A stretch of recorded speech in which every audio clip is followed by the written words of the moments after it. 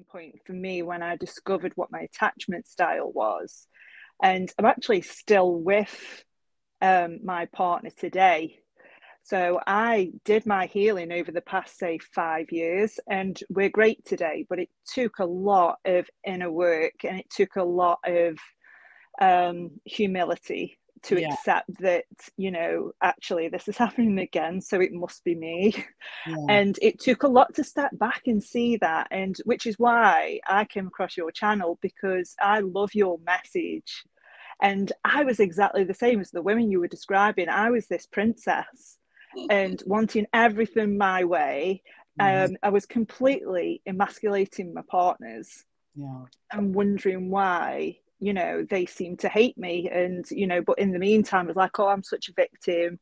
It's them, not me. They're the ones that are the problem, not me. But really, it was because I was trying to avoid Hmm. looking at myself. And I love that that's what your message is. Yeah. And I think I have a firm belief that everybody deserves an epic love story. Yeah. Me. And I think the inner work and sort of the mirror to yourself, which you Hmm. discuss on your videos, is exactly the way to do it. So, in terms of attachment styles, that was the key thing for me. So, Hmm. discovering what my attachment style was and where it came from, and being able to really target and reprogram my thinking, my beliefs around men, my beliefs around relationships, what love really is, and discovering what I really wanted was a healthy relationship, Hmm. and a relationship where it wasn't just them, me trying to fulfill my needs through them, and expecting them to fulfill my need for happiness and growth. I really turned the dial and thought, well, I'm responsible for those things. They're not.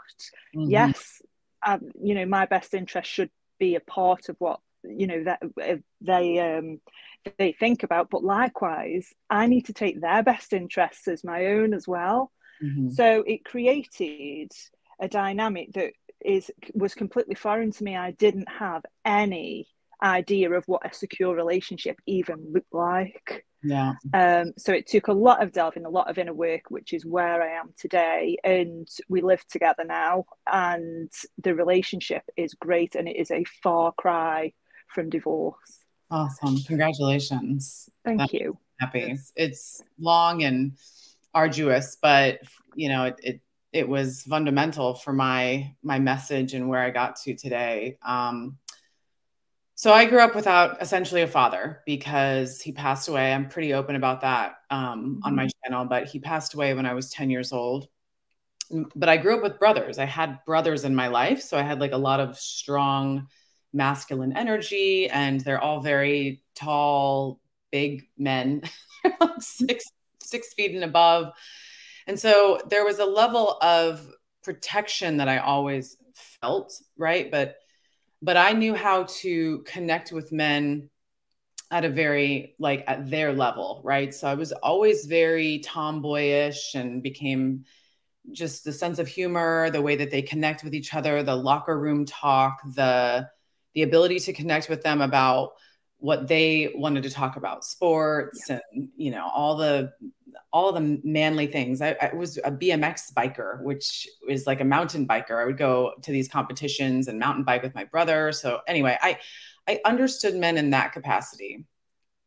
But what I didn't understand was what how to be in relationship with them. So all throughout my 20s, I was getting into relationship after relationship after relationship, and they would go really well for about a year, and then something started to happen. I started to become incredibly, I don't want to say clingy, but right, just that anxious attachment, very insecure, very scared of losing them, overcompensating, starting to please them, and but then becoming entirely like resentful that they didn't see everything that I was doing, right? So, and every single one of them would fail, and then the big one happened. Like then everyone, Joseph Campbell talks about like people have the dark night of the soul. Like you can go a whole lifetime without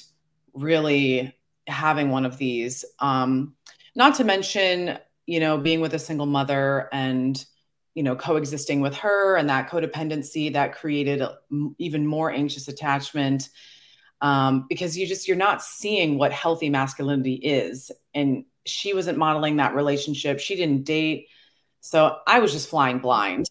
And then finally, so I met a man, we rushed in very quickly, as most of us do that struggle with some of these traumas. And we were engaged very quickly, about a year in. He was a big drinker. I was classic, like enabling, classic. My dad was also an alcoholic. So the generational patterns were continuing. Yeah. And then about 6 days before the wedding, there was just this huge, like monumental fight about what I don't even know, about going to get bridesmaids earrings or something. And he didn't want to go. And it was like all of that angst that I had throughout the relationship just came out in like a total explosion. And I was just so frustrated with how things were going. It's not how I pictured it. Like, it's not the fairy tale that I had pictured all of those years, right? To like get to this point. And I was in my early 30s, and he came to me, a couple hours later after this big monumental fight. And he said, I don't think we should get married. I think we need to like go to counseling. I think we need to do something here. There's like, we're fighting too much. There's just too much going on. And he had been married before. So at that point, we had gotten into counseling and tried to work through whatever we were trying to work through. And it was CBT counseling. So it really wasn't attachment. It really wasn't like what I needed, but I didn't know that at the time. Yeah. So trying to work through, regain the trust. There's absolutely no way that you can regain trust after that. Like, it's over, right? You can't come back from that. So long story short, through my own addiction, Klonopin, because I was just a wreck. Like my apartment my condo was rented out. I had to move into a bedroom of a friend. I was renting a bedroom after I'd owned my own home. Like, it was just, it was literally just like falling apart in front of my eyes. And at that point, I had physically just walked into a rehab facility, and I said, I need help. I don't know what's wrong. My relationships keep falling apart. The patterns are continuing to happen. Something is wrong, and I don't know what it is. Like, help me.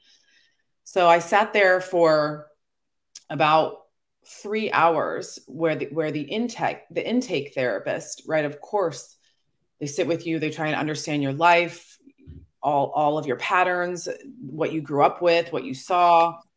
And he put on this whiteboard, he was like drawing things and explaining things, saying things about my life that nobody had ever said before. Nobody had ever even touched on some of the things that he was touching on, as far as, what a child sees, how a child makes it their fault when a parent dies, and how you're attaching, and all, like, everything just started to make sense with why I was getting into these relationships, but then also why it was so hard for me to see my part in it. The shame from feeling that essentially something is wrong with me if I admit that it's my fault, right? That there's like, I can't blame them anymore. And the immense amount of shame that comes with that is just, it can like wreck someone's whole self-esteem. Well, it does, because you're just carrying around this sense of unworthiness around with you. It's like it's your baseline. You come to a point and you think, oh my God, there's something wrong with me, but I just don't know what it is. So if I don't know what it is, I can't fix it. Right. Exactly. Absolutely. And so that really started the journey for me. I got into, a lot of people don't really know, I got into a program that's very similar to AA. It's a 12-step program called Love Addiction, like, SLAA is what it's called. I went to meetings. I started really to peel back the layers And it's so interesting because this was almost 10 years ago. So now social media is starting to kind of unveil like all of the things that I had learned. And I wish, I'm like, man, this would have been a lot easier if I was like scrolling through a post and said, oh, that's familiar. That sounds familiar. But it wasn't. And it was it was control, right? Like you're trying to control the situation so much so that you don't get hurt. And so I started to control men, what I thought was the way to go, right? But I see so many women, and myself included, that it comes across to them as emasculation, right? It comes across to them as like, you don't trust me. It comes across to them that you think you're better than them, and all these things that you just have no idea about. And it just takes a little bit of maturity. It takes a little bit of self-awareness. And then now, I don't know about you, but like now my relationships with men are just easy. Like no resistance, no, resentment, respect. If they tell me I don't want to do something, I respect the boundary. I don't take it personally. There's just such a healthy way of being with men. I just respect them so much. I don't look at them through a lens of fear.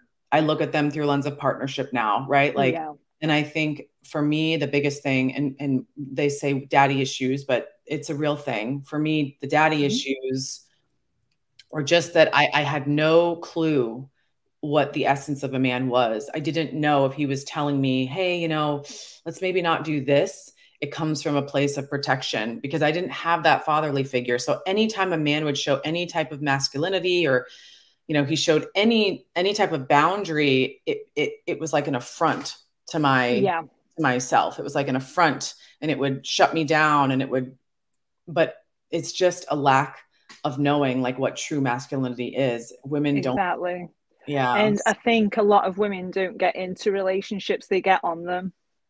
And I think, I mean, it can relate to your story, because I mean, my dad, he is, although he is alive, he is a very wounded masculine, because of what his trauma has been. So I also didn't have that. But on the other side of it, he taught me, like, don't let anyone ever tell you what to do. So he sort of instilled a masculinity in me by accident as a protection mechanism, because he taught me that men aren't safe. He taught me that someone's going to take advantage of me, but then also on the other side of that, frequently left. So I didn't have a very good idea of what, a healthy masculine man is like. And ironically, I was attracted to men that were exactly like my dad. Yep. And that would leave and not come back. And it's just when you look back and you look at what your childhood was like, and you can spot, you can track the pattern going through and connect the dots. It's so interesting. But also I think that a lot of people miss out that you're not stuck with this pattern. And you can change it. I'm thinking of people who come to me, certainly, that say, right, I'm aware of this, I just don't know how to change it. And there isn't a lot out there of how to actually change it. It's like, yeah, good, you spotted the pattern, well done you. But there's nothing on actually reprogramming those beliefs or behaviors as well. Right. Which again, I really like from your channel, because your shorts are brilliant for that. Don't do that, do this. But yeah, it's attachment style, and like you said, where your attachment trauma comes from, as soon as you get into a relationship, that's going to come up straight away, and it certainly did with me. Well, and for me, the reason why I came up with my channel, the biggest reason was, when you search for material on understanding the relationship between a man and a woman, or when you're dating, or when you are going down the Matthew Husseys of the world, or, and not to knock him. I know what you mean. He does pretty well. But I found that there was a significant gap in, okay, so you have these dating tactics that you can use to get a man, right? So, okay, don't text him these certain times a day, or don't do this, or don't do that, or this is how you keep a man or catch a man. Men love bitches, how to catch him and keep him, why men do this. And it was all these, I don't know, just kind of surface level, kind of tactic based.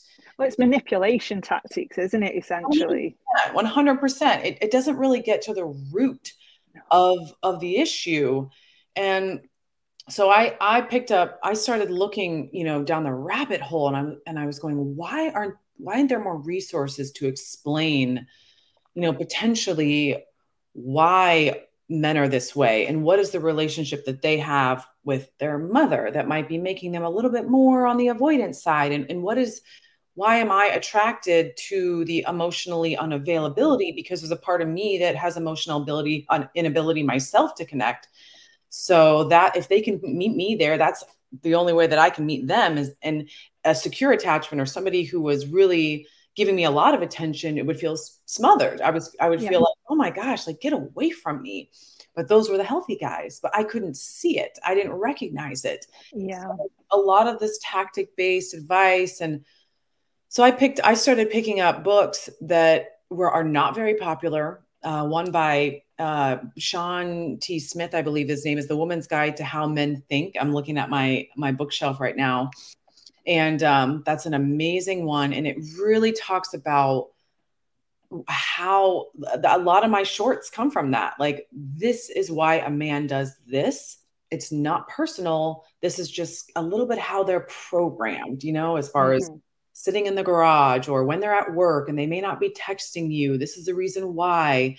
And then you're able to kind of like take that information, use it, go out in the world, practice, calm your nervous system down, because it's all about calming your nervous system down, going out and practicing. But really, you have to start over. You have to like wipe your schema clean of what you thought about men. Like, you have to just go, all right, I'm starting over. I'm starting from scratch. And then you go like slowly. So for me, it was, okay, I'm going to go on a date. It's going to be 30 minutes. I'm going to practice. I'm going to just enjoy a conversation with a man. I'm not going to think he's my husband. I'm not going to perform. I'm just going to project. I'm not going to do all the things that I used to do to try and get him, or like, oh, this guy might have some potential. Like, you get in your head, you start thinking about what you're going to say, all that. It's like, just go practice, come back, take a week in between, assess what's happening. Is my nervous system a little bit triggered? Maybe I meet with my therapist. Maybe I unpack some of that. Like, were there things that he said that I need more information? You almost have to just go back into the dating scene. For me, I took a break, and I really wanted to understand, like, what were the patterns that I was attracted to? What were the types of men that I was attracted to? What were some things that people said that I ignored before, but now I'm paying a little bit more attention to? What were their actions telling me? Were they giving me adequate enough attention, or would they love bomb me and then disappear? And it's like, you get really good at starting to pay attention to the patterns. And at first it was like, I tell people, at first it was crash and burn. Like, at first it wasn't like just this like easy peasy, I woke up and I'm like, I'm healed. No, it was a disaster for probably about 2 or 3 years, because I would like get into them and make the same mistakes and be like, I can't figure this out. I'm done. I hate men. I'm never going to figure this out. But it is slow and steady wins the race. Like, take away the projections and take away the expectations that you're just going to find someone right away. You have to just go slow. And this is what Matthew Hussey's saying, though. He's offering a quick fix to something that isn't a quick, because I can tell you this is one of the hardest things I have ever done. Ever done. And looking inward at yourself is the hardest thing to do, because it's so easy, isn't it, to say, oh no, it's them, they're a commitment phobe, but not Yes. actually looking at your own commitment phobia. Yes. But another great book, which is also quite controversial, is Laura Doyle's Surrendered Wife. Ooh. It's really good. And that's another book that will really call you out on some of the behaviors and how we treat men. And a lot of it's fear-based. And I think once people have an understanding that a lot of these actions are actually based in fear, that it becomes more acceptable, doesn't it? And, you know, I'm not saying that people's programming or people's fears are their fault, because it's not. It's just a traumatized part of you that's coming up that you're acting from. But it is your responsibility to change it, isn't it? And I remember walking, you know, I actually worked in the construction field for a long time. That was my first job out of college. I would sell big tools to big construction sites. And gosh, when I was younger, I remember walking past, you know, groups of men and the cat calls and the whistles, because I was the only girl on the job site. And I remember being just so viscerally affected by that. Like, gosh, dang it, men are trash, like, you jerks. Why are you whistling? It would just make me feel so like, ugh. But, you know, now that I know so much about men, and now when a man compliments me on whatever, you know, of course, respectfully, I'm like, thank you very much. I appreciate that. You know, and then I just move on. And it takes a lot to be able to accept compliments, doesn't it? Especially, you know, I mean, I don't know when you were growing up, but certainly when I was growing up, the idea of what women were, I thought, well, that's not me. I don't, you know, I had such low self-esteem. Right. And, you know, if anyone whistled at me, I'd be like, oh gosh, they must have made a mistake.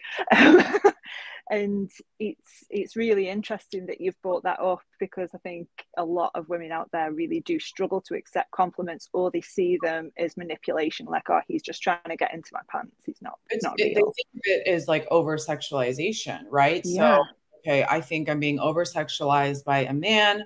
I'm going to respond, you know, with defensive-ness and anger. And then of course, this guy's going, gosh, you know, I'm triggered.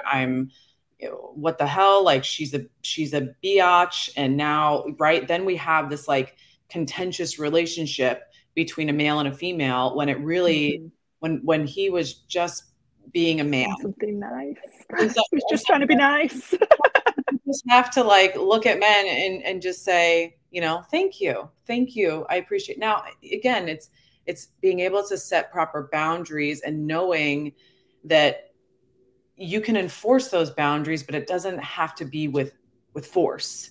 A woman can be still very kind, still very in her feminine, and say no, and he will listen, but you don't have to go overboard with that force. Exactly. And that was going to be my next point, actually, was boundaries, because part of being securely attached is being able to set appropriate boundaries, isn't it? And I sort of wandered around in life with no boundaries at all, and would get really, really angry if somebody overstepped this invisible boundary that I didn't tell them about.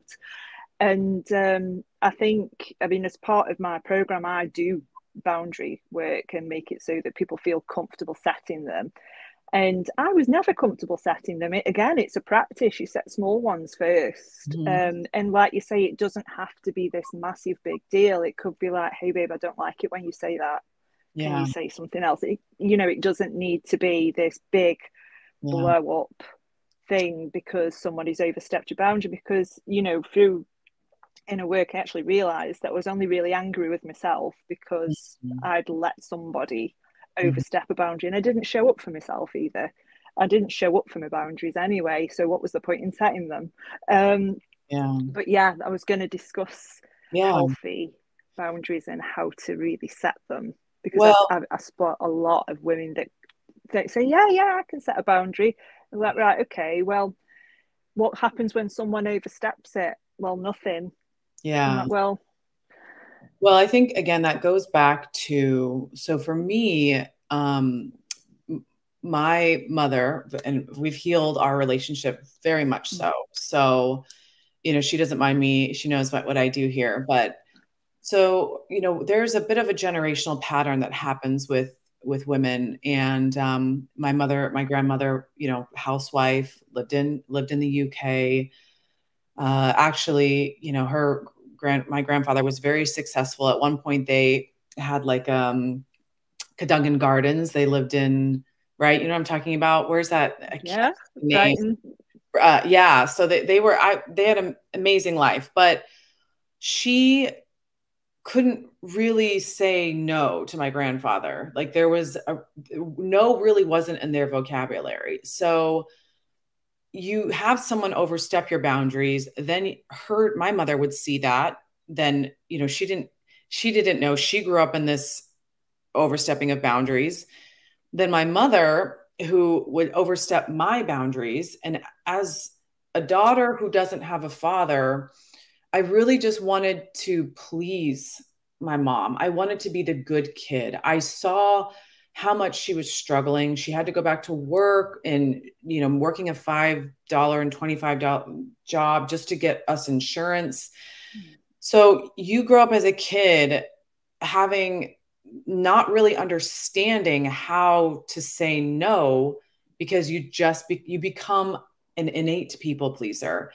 Because when you get good attention from your parent, especially when you don't have that other parent to bounce off of or to give you that healthy attention, I was just like, okay, just be good. Just do what she says. And so that feeling, that like anxious feeling that you get when somebody's crossing your boundary. Now, I remember going into rehab, and my therapist, we did this exercise where he was on one side of the wall and I was on the other side of the wall. And he said, I want you to tell me to stop when you start to feel this kind of anxious feeling in your gut.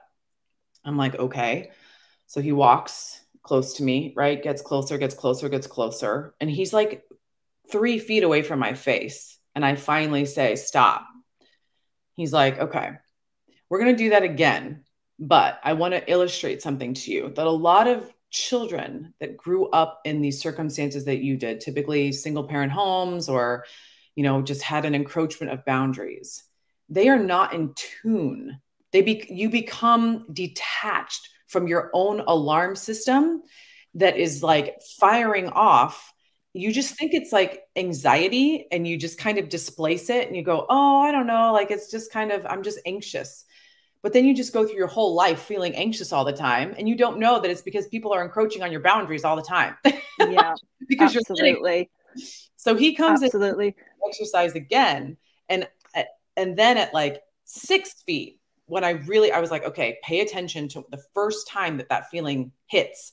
And it was like, boom. And I said, stop. And he goes, now that's a boundary.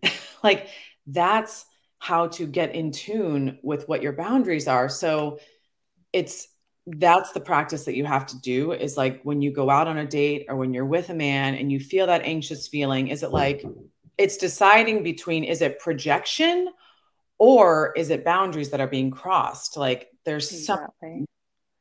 And that's a really interesting point, because as you said, with boundaries and the alarm bells, it's why a lot of people don't actually notice what genuine red flags are.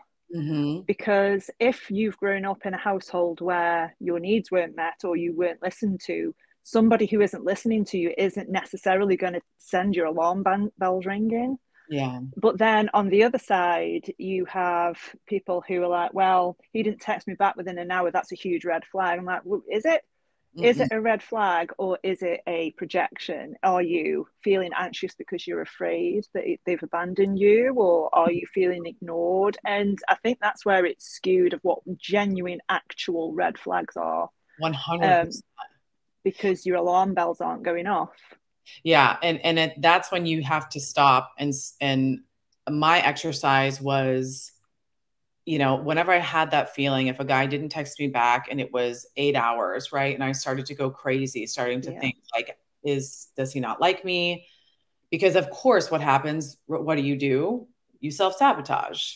You say, okay, I'm done with this. Like, you're not giving me what I need. And he's like, I was just at work. Like, what's Yeah. happening? Like, I was just busy. Yeah.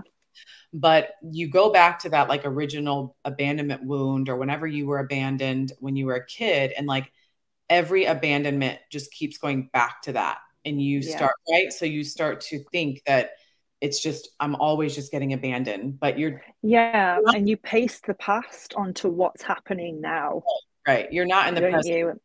Yeah. No, So being able to absolutely. self-soothe and getting out of your head and going and doing something to take your mind off of things, or calling a friend, and like journaling during that time and saying, what is reality, and what is really, like, what is the data telling me? You have to trick your brain to kind of get you back into the present moment versus what the data is telling you. And the data is telling you that like he's just busy at work. And I want to tell women, it's not going to be perfect. Like you're probably going to get really anxious, right? And you're probably going to get to a point where you might ask for a little bit of reassurance. If you're dating for somebody for a month and you say, you know, this is kind of what happens, this is how I present, like these are the things that kind of trigger me. Could you help kind of reassure me, or can you help kind of help me and guide me in this way with you? Because once I get to trust you, once you and I have some consistency within the relationship, then I'll start to feel a little bit more safe and secure, and I won't need as much reassurance from you.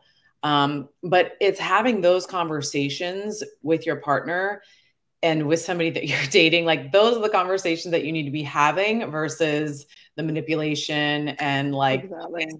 and if I can have conversations with a man at that level, I know that like he has done his work. He is like, Yeah, absolutely. And those types of conversations are what are going to grow the intimacy within the relationship, because, you know, once you're really setting the standard when it comes to vulnerability as well, and when they can see that you can be vulnerable and it is safe, you are creating safety within the relationship for them to do the same thing as well. So yes, that they feel comfortable expressing what their needs are, knowing that it isn't going to be met with rejection. It's not going to be met with, well, you know, this is my needs need to be met, not yours. And because really what we are looking for is a relationship that's based on intimacy. That is the fulfillment that we get from it. And it's based on more unconditional love rather than unconditional tolerance of your partner. You want to know if you can have those conversations early on. Like, wouldn't you want to know that that partner, those are little clues that they're giving you in the very beginning that tell you how emotionally aware they are of their own process and work they have done. And so if you have a guy who is not able to really meet you there, or isn't willing to have those conversations, or like digs their feet in and says like, no, I'm not going to be able to give that to you. That is really good information for you to have. Like that tells you everything about them. And that's what you're looking for. You're not looking for really the actions. Like, does he text me? Like, does he do these things? Da, da, da, da, da, da, da. It's like, can we talk about them in an open communication? And where can he meet me? Is he willing to compromise a little bit? You know, does he hold strict boundaries? Because typically, right, avoidant men will just say like, no, like I'm doing this and that's it. Like you're gonna have to deal with it or not. Okay, great. Wish you all the best. Wonderful to meet you, but I'm sorry that's not going to work for me. And then you just get to move on and go find yourself a securely attached man who's willing to meet you somewhere, and you're willing to meet him. And once that happens, it's like it's the best situation that you could ask for. Absolutely. And that isn't saying that avoidant people can't change. Of course they can. And, you know, their attachment style in itself is a defense mechanism, isn't it? That's also based in fear. Yes. What I also noticed is that anxious attached people often are attracted to avoidant partners. And they seem to mirror each other and really bring each other's trauma to the surface, because obviously the anxiously attached, as you mentioned, they're checking the phone all the time, they haven't texted me. Acting from that perceived abandonment actually pushes the avoidant further and further away, and it produces this push-pull dynamic within the relationship. And as you said, secure people will meet you where you are. Secure people will go out of their way to understand where you're coming from and listen to you. And, you know, that is a great position to be in. But what comes first is your own security.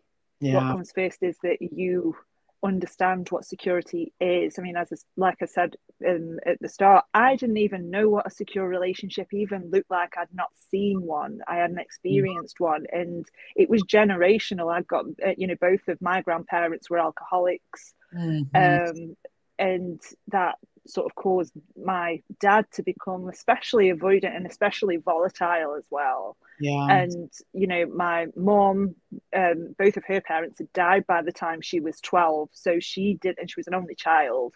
So she didn't really have any help parenting. She didn't know what she was doing, really. And they were both super young when they had me. So I think learning what a secure relationship actually looks like, look online of what are the characteristics of a secure relationship, and you will surprise yourself and think, oh gosh, this isn't actually how it has to be. You know, I can have a relationship where I'm, you know, doing my own thing and still securely in a relationship. I think that the avoidant attachment is very drawn to anxious because there's a part of them that really longs for how loving, right? Because we're like, we give everything. We're like, oh my gosh, like this is amazing. We go right in. And we wear a heart on our sleeve and there's go all in. There's something very attractive to the avoidant that there's almost, I think, something in the back of their mind that goes, gosh, like I love that. I wish I could be more of that, because they're kind of like a golden shadow, isn't it? So it's like, oh yes. And I think that works both ways, because I think the anxious attached is attracted to the avoidant because they can set boundaries. So interdependent. Yeah. So independent. Yeah. It's like, wow, you know, but again, that cycle just continues. It's what you're attracted to. And that anxious person then starts to get that feeling of butterflies, but that's not what that is anymore. Anxiety. Yeah. And you know, what I find is that the cycle of the anxious and the avoidant, it's much more addicting than the secure. So if you go on social media, right, and you're constantly getting hits, but you don't necessarily know when the next hit is going to come. Like you don't have your phone with you, and then you go to your phone. It's like, you can get that hit. You can control that hit. But when things are like stable and secure, let's say like you lock up your phone for a week and you never hit social media, things are pretty peaceful. They're pretty calm. Like you don't feel any addictive patterns. But when you're in that cycle, I think your brain tricks itself to go. It's like, I need more dopamine. I need more dopamine. Yeah. And if I can't get that, then I'm going to create that. I'm going to poke the bear, and I'm going to go, well, why am I not getting my dopamine hit? Like, what's happening? What are you doing? You literally, it just becomes an addiction of dopamine cycles. So that was the biggest thing for me, is like, I had to literally rid my brain of that dopamine. And then what I feel that if I start to feel those cycles happening again, I address it immediately, because the thing that I learned going through my 12-step program, right, is the concept of serenity, and what does that really look like? And peaceful relationships are kind of boring. You can have moments of excitement and moments of novelty, you know, when you travel or when you take a trip, when you go to a new dinner restaurant, you can create these moments of just passion between your partner, but it doesn't feel like you're out of control. It doesn't feel like you're on a roller coaster ride. It just feels like, oh, that was kind of hot, babe. Like that night was good, you know, and then but you're still stable. You have like a little spike. It's like blood sugar. You want like the little spikes and you want to go back down, little spikes, but what people get addicted to, it is such an addictive cycle. And it's really interesting that you said about it being boring, because that is what it is. I think sometimes, it's particularly if you've had quite a chaotic childhood, where, you know, in the house that was chaotic, you could see that as boring, stability as being completely boring. And it also isn't what your perception of love is, because, you know, some people's perception of love is that love is chaotic, so I need to go and cause chaos, because, you know, so I'm shown love in that way. They're not used to being shown love in a healthy way, because that's not been demonstrated to them. Right. And that's when people will start to step out, or that's when people will start to create novelty and endorphin rushes in other places of their life, you know. And I think so it's so underrated. People think that people just cheat to cheat. It's like, no, they're looking for that, and they're looking for intensity. They're looking for to get them back into that intensity feeling, really, when that's just what they're used to. It's like going back to their homeostasis is intensity. And once things become more normal, they feel like their partner is not as interested in them. Well, what are you, do you not think I'm as sexy? Do you not, like, why aren't you obsessed with me like you were in the beginning? And then they go and start making these stories in their head that tells them this person, like, I've got to leave this person before this person leaves me. There's just all these things that start to happen in your brain that and this was the pattern that I was stuck in. I would create so much drama, and I could have started an argument with myself. Yeah. And that was exactly the reason why, but because I was afraid that, or I would perceive it as, he's being distant, or he's not as interested in me. I need to cause drama. I need the attention to show how important I am to him, because I want him to tell me all of these things. But really, it was fear-based, because I was so afraid of being left again. And, you know, he'd say, well, I don't know what you're saying, because everything, like, I'm fine. I'm just watching the footy.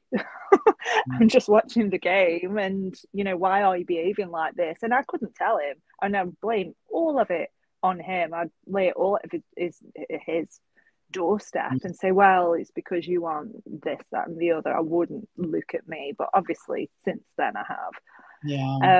But I think for a lot of people, you know, certainly listening to this podcast, they probably are thinking, well, what's the solution then? How do I heal so that I can move the needle towards secure?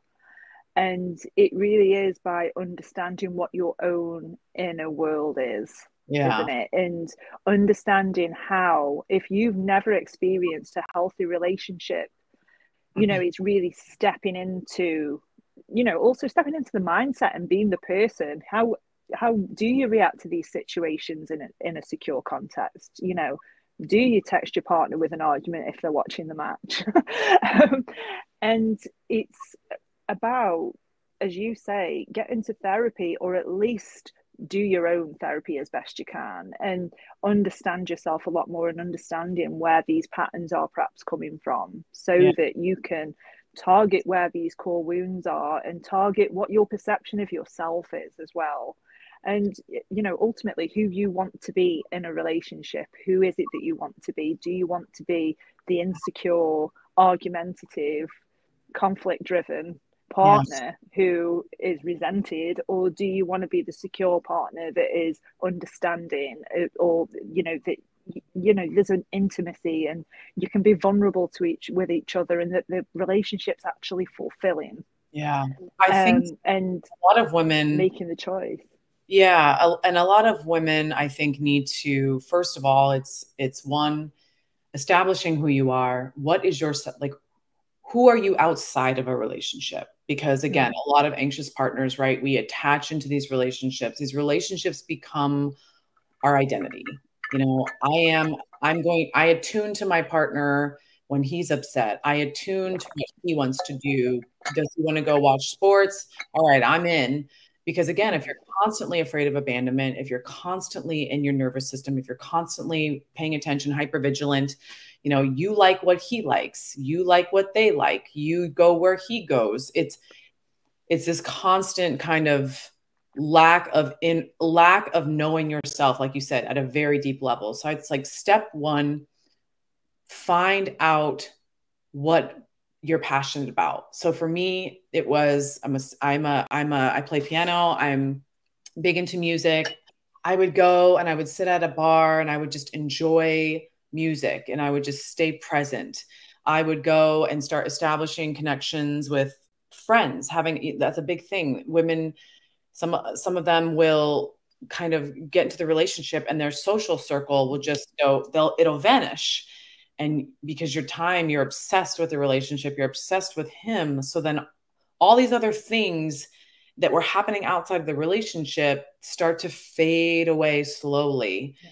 That is one of the biggest mistakes that you can make in a relationship. You have to have something outside of the relationship, right? It's that Venn diagram. It's this little piece. You want to have two separate interdependent lives, and then you want to come together and like share this little piece that you have. And if you don't have a life outside of a relationship, if you don't know who you are, if you don't know what you like, if you don't know what brings you passion, you're not going to be able to share that with your partner. There's nothing exactly to bring. And it's this notion, isn't it, that two halves make a whole.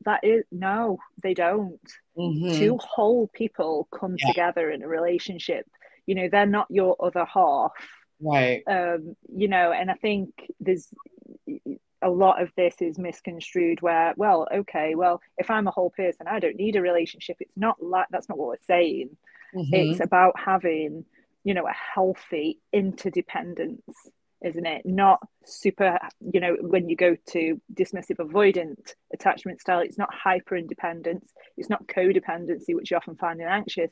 It's about aiming for healthy interdependence in a relationship, which means, you share activities, but also have your own life. I mean, I love yoga. You know, I've got a son who's 7, and I've got my business, which has absolutely nothing to do with my partner, but he's still involved. He still likes talking to me about it. But my whole focus isn't on the relationship anymore. And it's so freeing. Yeah. And it means that when I am back within the relationship and I am with him and I am present with him and, you know, not preoccupied with what he's thinking or what he may or may not say, that has really turned our relationship around quite dramatically. Because if I'd have said to you 5 years ago that, you know, that we were going to be living together, I would have said absolutely no chance. No chance is that going to happen. No. That's amazing. So I think that's beautiful. I think, again, and our girlfriends are so important. Having a relationships with women outside of the primary relationship, really, you have the ability to connect with women on different levels, talk to them about certain things that men just don't want to talk about, right? Like, that's normal. That's okay. He doesn't have to want to talk about everything that you want to talk about. This is about finding different relationships outside of the primary relationship that fulfills you. And then secondly, understanding where your values lie. Like, what do you stand for? If you want a Christian, like, why? What do you want? Why is that important to you? You know, I've asked women, what is a relationship? Like, what kind of relationship do you want? Do you want somebody who is an outdoor? Do you want somebody who's outdoorsy? Is that something that you enjoy? And they, a lot of the times, again, have acquiesced who they are so much because of codependence. And they don't really know what it is that they value. And then the third part of that is practicing how to say no, not just in a relationship, but in all different areas of your life. So I'll give you an example. I would say yes to 15 different things in a day, right? Okay, I can meet you for coffee for an hour, and then I'll go over here and I'll do this and I'll have dinner here. And then there was no point in time where I was saying, you know what, I don't think I can do that today. I don't think I can be there for you right now because I'm kind of in my own stuff.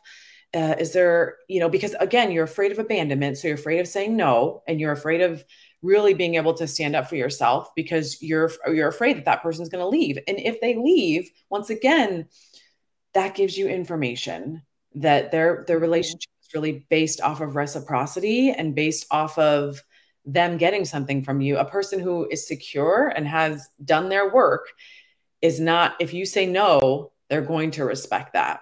And you're Mm-hmm. going to have to find potentially, like I had to find a whole new friend circle. I had to find new people that understood growth, growth mindseted, that did the work that I had done. And I had to completely change my social circle. But then, even my mom would ask me for something, or she would call me and I would let the phone ring. And at first, when I was doing this work, I would just look at the phone and go, oh crap, this is really uncomfortable. I should answer the phone or I should do something. You don't have to do anything. You just have to get really comfortable with feeling discomfort. and, Yes.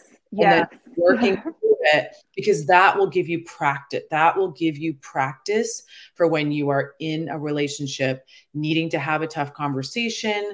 You're able to say no, and you don't feel as though it's going to be the end of the world or it's going to be catastrophic. You're just able to Exactly. practice setting that boundary. And as you mentioned before about preparing your nervous system as well, which is, it's pivotal because your nervous system needs to be able to contain the relationship without you running away in fear or Mm-hmm. reacting to these fearful thoughts that you have. So if you can have a practice, like I said, I mean, I do yoga and meditate a lot, and I do some breath work as well to really practice getting really into your body and out of your mind, Mm-hmm. which will really help when you are moving towards secure, so that you're not running from here all the time, Yeah. and you can be a lot more present. And yeah, so that's a really good practice to have if you can find something that's going to really nourish your nervous system through it. Yeah, I have a phone line. I have people I call if I'm really in it and I need someone to talk to. I do cold therapy, I do sauna. Grounding is really, really effective for your nervous system. I live by the ocean, so I'm very lucky enough to just get my feet on the sand. Anything that causes like anything that can get on your skin. There were times when I would just go lay in the grass and like feel Yeah.